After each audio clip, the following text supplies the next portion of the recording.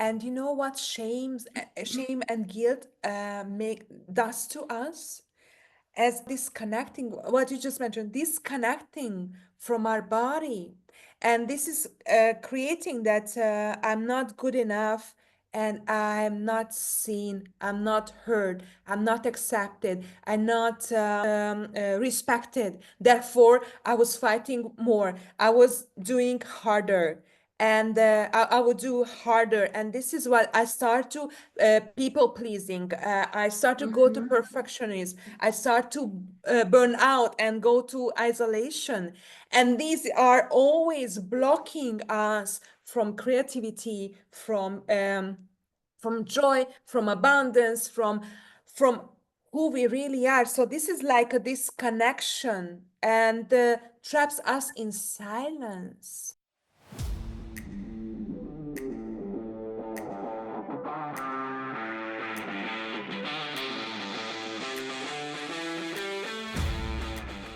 Hello, everyone, and welcome to another call. So, listen up, everyone, because our guest today will have you tuned in just by the very title and what she helps people with.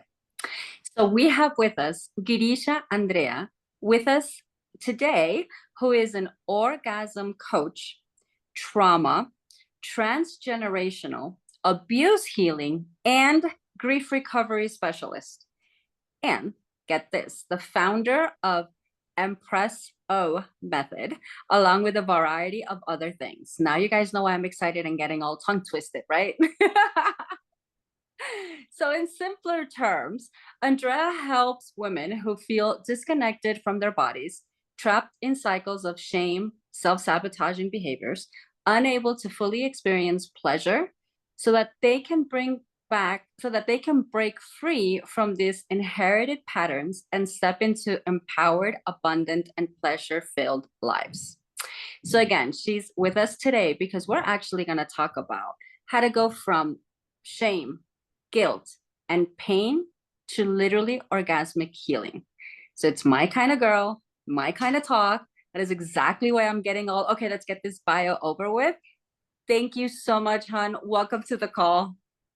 Thank you very much for having me. And I'm so excited to talk about, because our previous call and conversation was so amazing. So I'm so excited to Yeah, go deeper and I share know. something magical.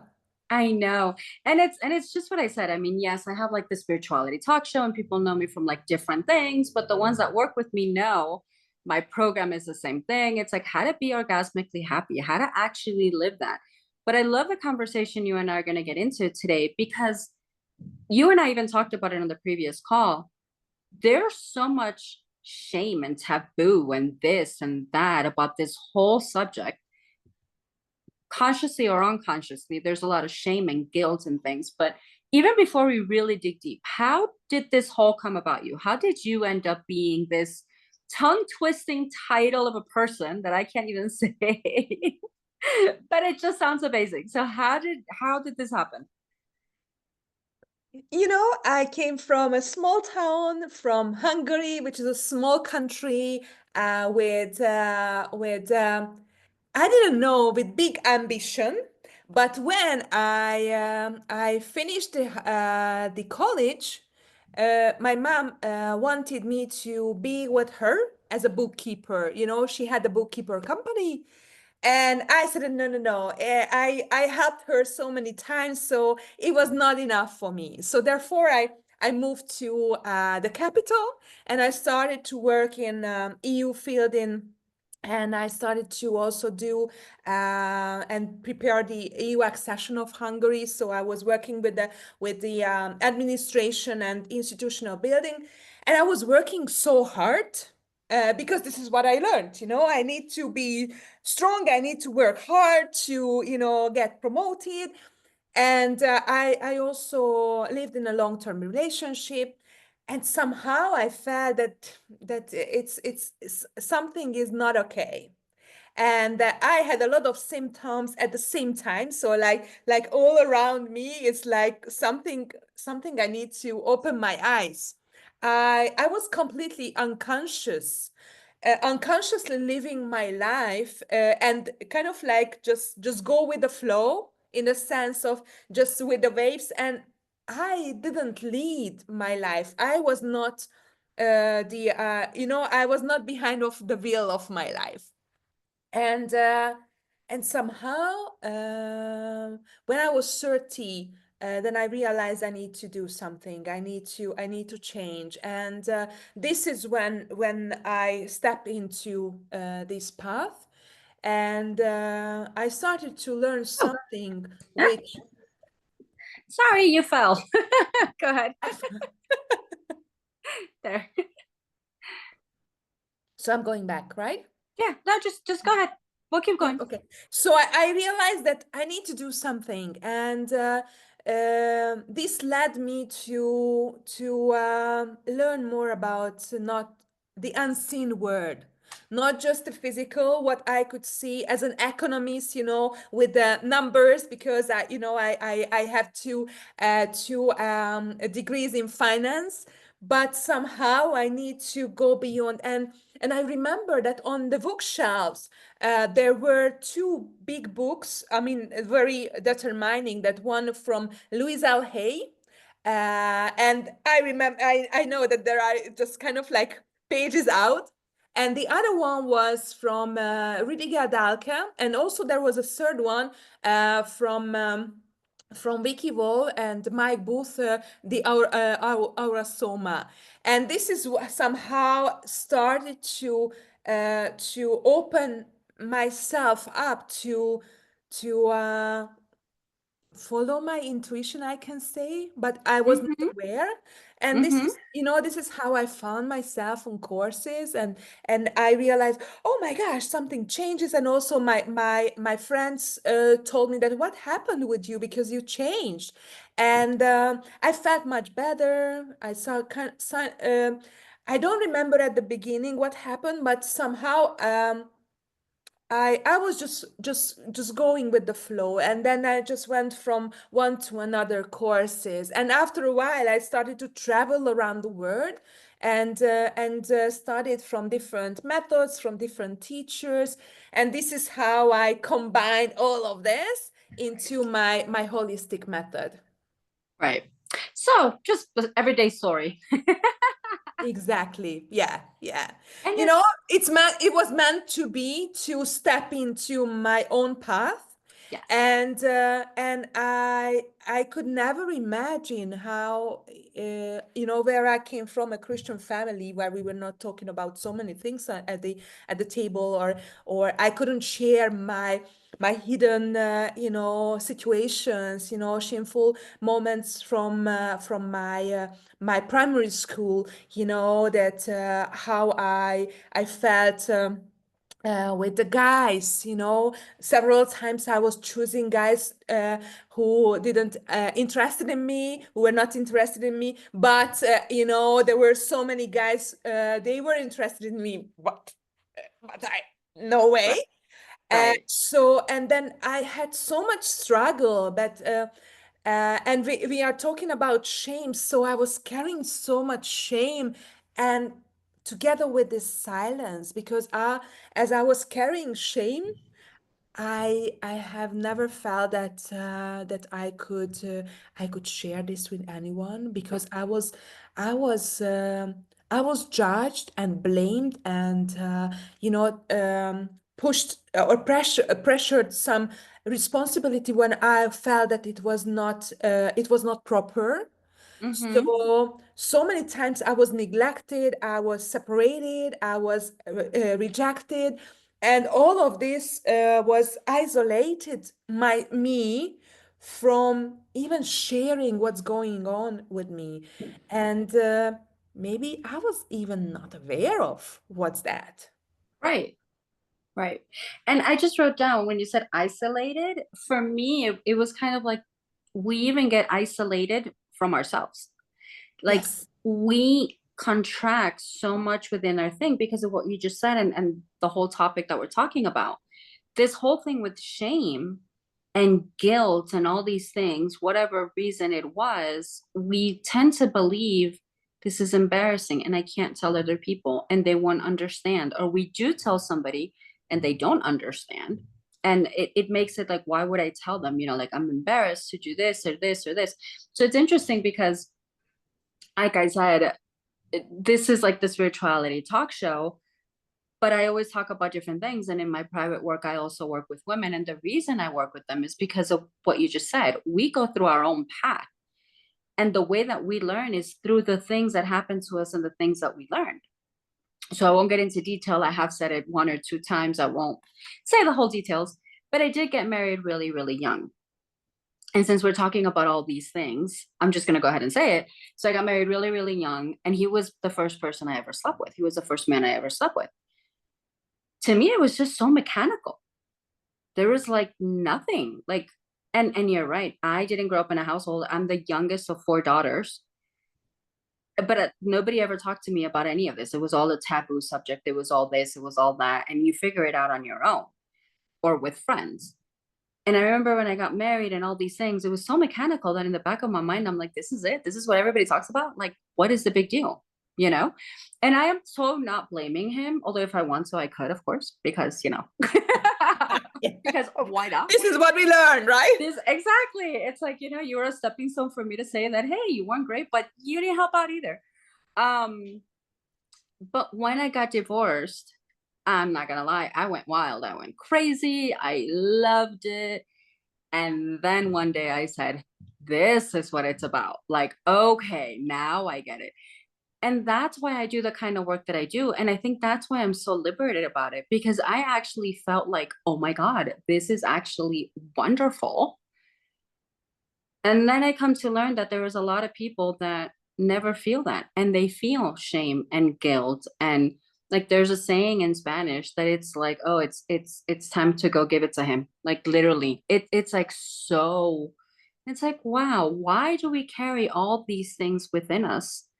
And so let's talk about that. So where do you actually think the shame and the guilt and all of this comes from society? I mean, I know it comes from like generations and stuff, but how has it been so deep within us that people don't even realize it? I think there's a lot of people that go around with it and it doesn't even click. Yes, because most of the time it's unseen, it's unsaid, it's just in the air. And even just a look, even just as we were little girls, little children, then we were very sensitive for the energies. Even though our parents or the adults start to suppress in us, but we were born very, very hypersensitive, so we were Mm-hmm. just from the energy field that we realize, we tangibly we knew what happened or what were there, even though there were no not said anything. And we could also realize what was the what was said, and for example the energy was different. Mm-hmm. So that's how or maybe just the tone of the voices, we could feel something, and especially it was not said out loud. um, then we just took it personally, because we for especially in the womb of our mother, and also in the first years, we was absolutely in synergy with our mom. So what she was carrying as a shame or guilt, that Mm, we okay. Mm-hmm. absorbed it, we became one with it. So Mm-hmm. this is, I think this is the origin of the shame and the guilt. And I would like to also make the differentiation between these two. And after that, with verbally, with just a look, physically, we were punished so much. We had so many expectations, and we learned to be loved on a conditioned way. So Mm-hmm. we also learn that we are not enough good. We are not enough.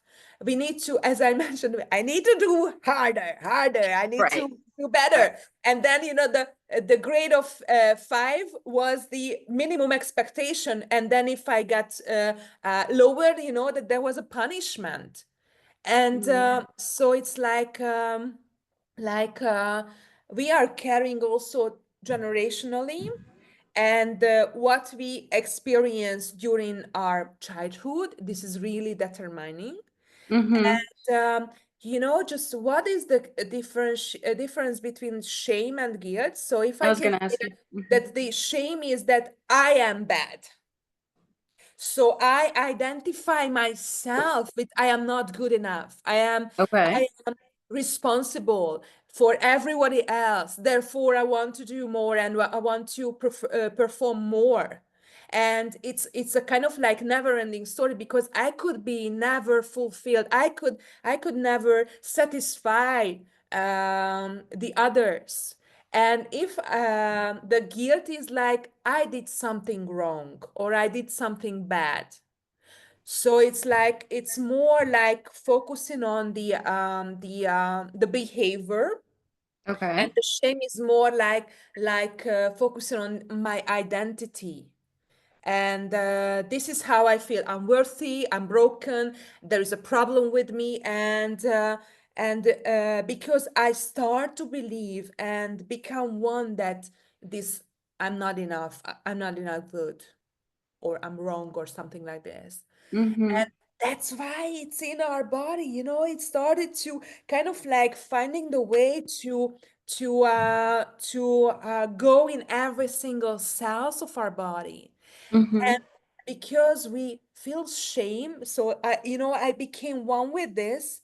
I have no voice because I don't want to be blamed, judged, punished again. Therefore, I started to have a lot of secrets. And carrying the secrets are just a huge burden and baggage and heaviness. And as I trusted in my parents, I trusted in my teachers, my who were taking care of me. But even one occasion could be enough in this case, that I started to also, okay, I cannot trust. I don't feel safe. Mm-hmm. Therefore, what I learned that I'm keeping myself, I start to isolate myself. And I start to be alone or lonely. So it's also that I'm using both words because for somebody the loneliness is the negative, for somebody is, for others, the aloneness, or being alone. And so it kind of like start to close myself. And this is draining our energy, our power, our voice, Mm-hmm. our everything. Mm-hmm. And going deeper and deeper and deeper, and that's like everything is like a poison, coming into deep my deep being. Mm-hmm. And what's super interesting is like as you're talking about it, I can see like different things. And like the difference between shame and guilt is amazing how you cleared that up. So I wrote down shame as I am, or like my identity, and then guilt as in the behavior. I did something. And I can totally see how so many of us, because I'm not going to exclude myself, so many of us do carry both in certain things, because it's not one or the other. It's kind of like sometimes they just come in a pair. Like literally, it's like there's certain topics and there's certain things that it's not, just this or just that. And the other thing that I'm thinking of is like I'll share my example, my life. Nothing has ever really happened to me, especially when I was a little girl. But it was the fear that was implemented in me that something may happen, that it still contracted me to not trust. So when you said, I don't trust, I don't this, and I withdraw myself, I was like, yeah, that's exactly what I did. Because there was so much fear. And I know it came from a form of protection. I mean, I understand that. And again, everything that we do as humans, especially as moms, as parents, as this, it's that, we do it to protect the child. So I know I didn't come from a bad place, but I perceived that I took it in and it affected me in a negative way, because then I became and that is something that I have worked on and I still work on to a certain degree, that I have to remind myself I am safe. Nothing is going to happen to me. Like you and I have spoken before, and my audience knows I'm traveling. I'm a nomad, and I go to different places. I will catch myself walking the streets, thinking, "Oh my god, I have to be careful with this person or this or that." There's one thing to be aware, but the feeling that I get is panic, and I have to put myself in the place of I am okay. Nothing's gonna happen to me. I'm safe. I mean, I'm not, like in the hood or in streets that I won't trust, or I don't go out and walk at 3 a.m. in the morning either. It's like I don't put myself in those situations. But what I'm saying is, I even catch myself and I reframe it right away because I can catch it. But it's that whole thing of the fear, the shame, the guilt, the be careful, the don't trust people, the you're a girl. You have to be careful because girls and women, blah, blah, blah. And it's like all of these things are placed upon us. So even if nothing, and that's why I'm sharing my story, because yes, nothing did happen to me, thankfully, nothing did happen to me. And yet we all still carry this one way or another because we perceive it, we learn it from somebody else, we hear it on the news, we hear it in society. And it's kind of like, okay, how are we all going to get rid of this? Because you're right, it is affecting our body, it is poisoning the body, what I call the unconscious mind. And then what happens with the unconscious mind is that the sickness develops. And then there's this harmony. And then for women, it's like the whole menstrual cycle gets all screwed up, or they have like, you know, feminine problems or menstrual problems, or like all these different. So it's not just, it's okay and good to deal with, it's needed to be dealt with so that we can live in a healthy system, right? Yes, absolutely. And also the safety is really key. And the other one, it came into my mind that so what we experienced, but what I started with there were unseen things. And then this is why I'm also working with transgenerational patterns because we are inherited so much. So it doesn't mean that it happens with us in Mm-hmm. this lifetime, but it happened with my mom. And then if we are just going back that our grandparents were living in the Second World War, even my father was born during the Second World War. So the fear, what you just mentioned, the fear on the streets, so feeling the energy, and immediately, instantly, this survival Mm-hmm. mode just switch on because there was some kind of energy. For example, the person who just passed besides of you, then was carrying some kind of energy your ancestors, your father, your mother were scared from. Mm-hmm. And the other one is that, which is unseen also, our history, because also this is what we are inherited, what happened. And so many times we were in fear, we were in uncertainty. And in a modern world, that thanks for most of the part of the world, there is no physical war that we need Mm-hmm. to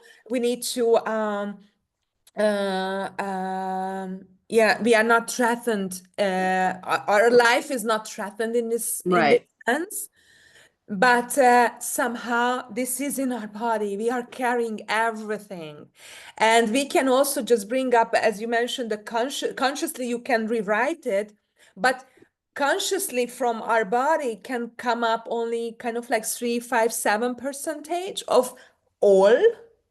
Mm-hmm. It's just really really small piece, and that's why the healing work, that's why the being more conscious what's going on, whether there is as your example was incredibly perfect in this sense, because you could realize that at that moment when you were walking on the street you were not in danger, but the Mm-hmm. panic and the fear was switched on. And this is why we need to, because our mind cannot make differentiation between the past, the present, and the future. But our conscious mind and be aware of that. Okay, now I'm realizing I'm here in the present moment. I'm connected with my body through the breath, through different kind of techniques. Then I'm safe. I can be safe. I'm looking around, and in this even on the street, there is sunshine. Everyone is just dealing with their own thing. Mm-hmm. I'm alone here, and I can create safety inside of me. Mm-hmm. And I don't need to go back, through my mind and these kind of like fearful loops to the past, even in my not even if it was not happening in my life. Right. It is from my ancestors, for example, or Right.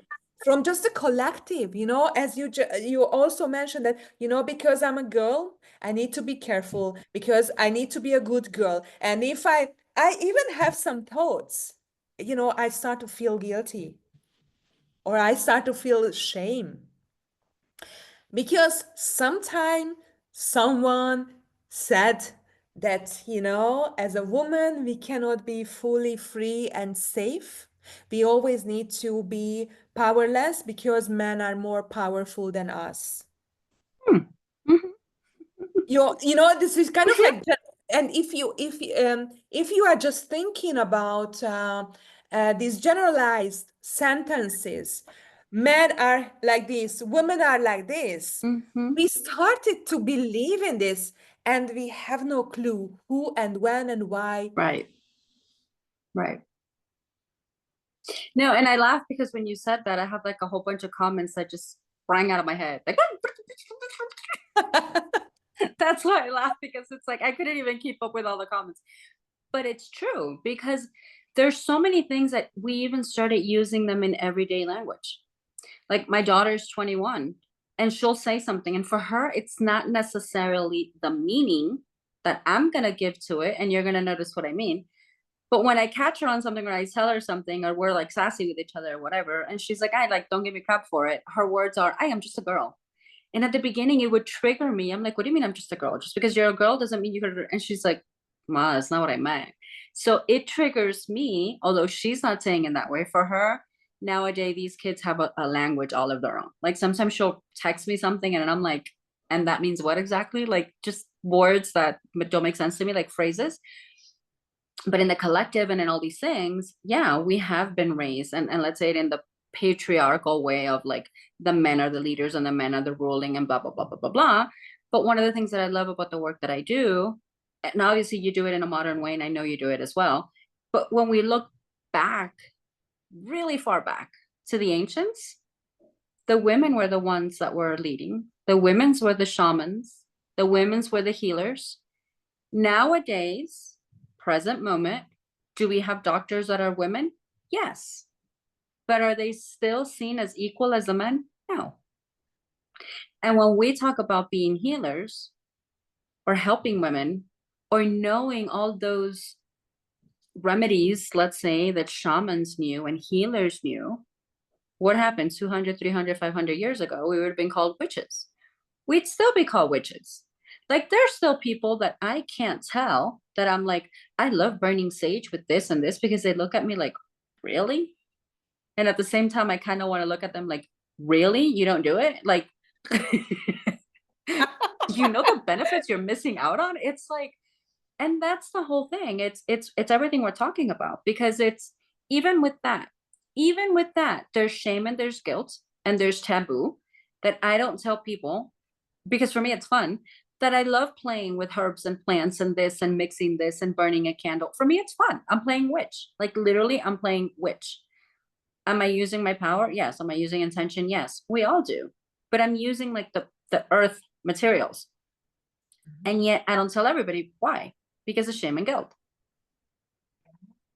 Yeah, because we are labeling, and then Mm-hmm. we got the labels, and these are kind of like these are the unseen things.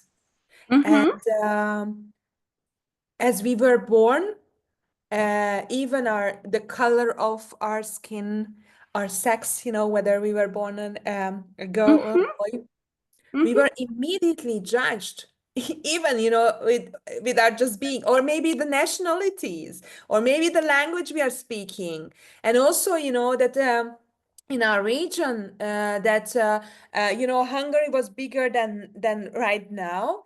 And Mm-hmm. around the neighbor countries close to the border, they are speaking Hungarian, and they were kind of like they were hunted because they were speaking the Hungarian language and not speaking Romanian or Serb or that, or Austrian, or kind of like Mm-hmm. German, or so kind of, or maybe Slovakia. So and I could tell so many other examples. And also, for example, in Hungary recently, I have, it's very interesting. My first name, my no my family name is Steigler, which is it's a kind of like Schwab.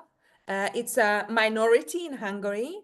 Okay. But talking my parents and my grandparents, I don't know that we had any problem with this. And I recently, in the last few years, I had several clients who had deep issues, that they were labeled and they had so many disadvantages because of their family name. And so this is like, and who decided to judge this kind of like minority from any kind of approach than the other? So kind of like this is also a power game. Mm-hmm. And also it came that it started to come, that we started to feel shame, and also kind of like this in the power game, that I'm lower or bigger, and this is how we try to try to prove that I'm better than the other. And it's kind of like it not doesn't make sense, because we are unique. Mm-hmm. And Mm-hmm. it the comparison is, but this is in our DNA, this is in our society. Okay, so a whole lot of things are popping up now. Because when you said power game and you said that, the first thing that popped into my head was, okay, so we're gonna get a little off the traditional spiritual path here for a minute. When you said power game, it's literally what's been happening over the past thousands of years. Let's be real. They were fighting for power, they were fighting for this. And I think that's the why and how, the things that we're talking about today, the shame, the guilt, the power struggle, that all of these things have been woven into our society. Why? Because if we're feeling all those things, we're weak. We're weaker than the ones that are playing the power game.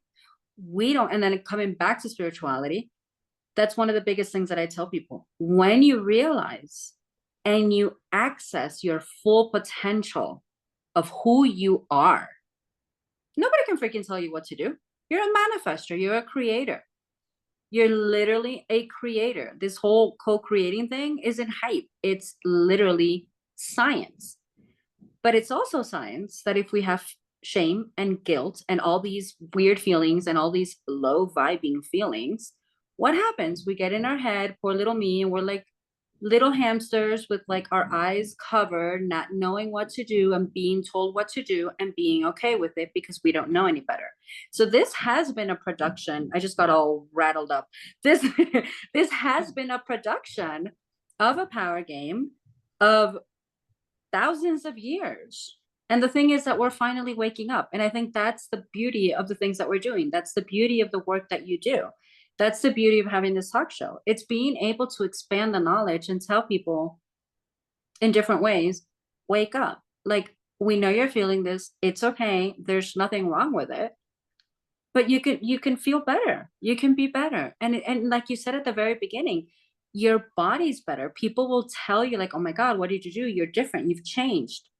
Because it's that heaviness, that load comes off.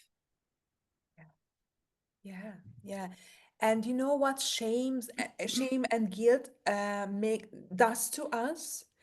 As disconnecting, what you just mentioned, disconnecting from our body. And this is creating that I'm not good enough, and I'm not seen, I'm not heard, I'm not accepted, I'm not respected. Therefore, I was fighting more, I was doing harder. And I would do harder, and this is what I start to people pleasing. I start to go to Mm-hmm. perfectionism. I start to burn out and go to isolation, and these are always blocking us from creativity, from joy, from abundance, from who we really are. So this is like a disconnection, and traps us in silence. And therefore, the healing is so key to uh, unfold this, to realize that no matter what happened, no matter what we inherited, no matter what we believed we were, we can absolutely peel off and take off the mask, and Mm-hmm. really go deep in a raw being and be honest with ourselves. Look at the mirror and see that beauty, that powerful being, and also what you just mentioned, the potential, this infinite potential. We have the excess, but all of this kind of like cut the cord to really connect with this pure connection with our, with the source, with the infinite, with our divine, whom or however we are calling. Mm-hmm. Yeah. I think our conversation is gonna go forever. Let me check our time because Yeah, sure, sure. you just hit a few different things.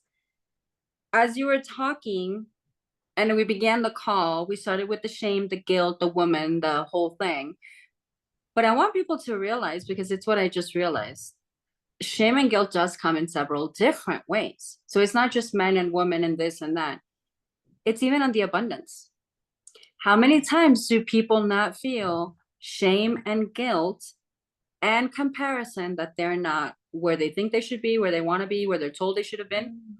Or comparison with, why am I the only one in the family or my friends or this and that hasn't made it, that's always struggling? And there's shame and guilt around that.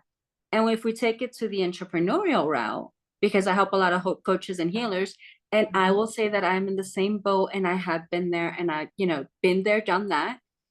It's also the guilt and the shame of saying, who am I to tell these people to do what they're going to do to succeed? And I'm struggling. And we Mm. have to realize we're all human and it's okay. And the fact that I can tell somebody, I think you should do this, this, and this, and it works for them, beautiful. But then what happens? We all take it internalized into that shame and guilt, and we completely get into our heads. And like I said, that goes for everything, with our family, with our friends, with our, there's so much shame and guilt that it's like, wow, the more we talk, the more we uncover. Oh, and in this area in life too, and in this area too, and in this area too. And then the other thing I was going to say, when we were talking about what shame and guilt does in our bodies, I can't remember the name of the scientist. I think he was Japanese, that he took crystals of water, froze water. Emoto, What was his emoto, name? emoto. Yes. So for the ones that don't know, what he did is that he would freeze water and the snowflakes, he would see them underneath and he would talk to them horribly. And then he would look under a microscope and the things that come out of that water, what happens to that water, it gets dark, it gets gringy, it gets moldy. I mean, just like, wow. And then when you talk to the water and say, you're beautiful and you have this and just positive, so just toxic positive, toxic negative. The thing is, we are 70% water. So that is what it's doing to our bodies. And it is so freaky to realize that's all happening. So we're doing it, quote unquote, to ourselves by not seeking the healing, not seeking the how do I let this go, but not changing, because we can physically see in science in his experiments that's what could be happening inside of our bodies. Once you see it physically, it's kind of like what you just said, the invisible and the seen. That's very much seen. We can see the proof there. So Mhm. I know we're running out of time. With that said, how do people get in touch with you so that you could talk to them, help them, work with them, in all the great things that you do, because these are powerful conversations. And I think people that have had a lot of ahas today and be like, oh my God, and I thought of this one myself and blah, blah, blah. How do they reach out to you? I'll put it in the show notes, but where do people reach out to you? Yeah. With Girisha Andrea, all social media, Facebook, YouTube, Instagram, LinkedIn, and TikTok. So everywhere. Yeah, everywhere. Yeah, I'm Everywhere. everywhere. Yes, yes, yes, yes. Okay, good. Well, Ganesha, thank you so much for joining us for the conversation, for everything, and literally for everything that you're doing. I think you and I will be talking for a while now, but we will Yeah. let the audience go. Yeah, Thank thank you very much. Thank you. And enjoy your full potential, and healing will lead you to self love.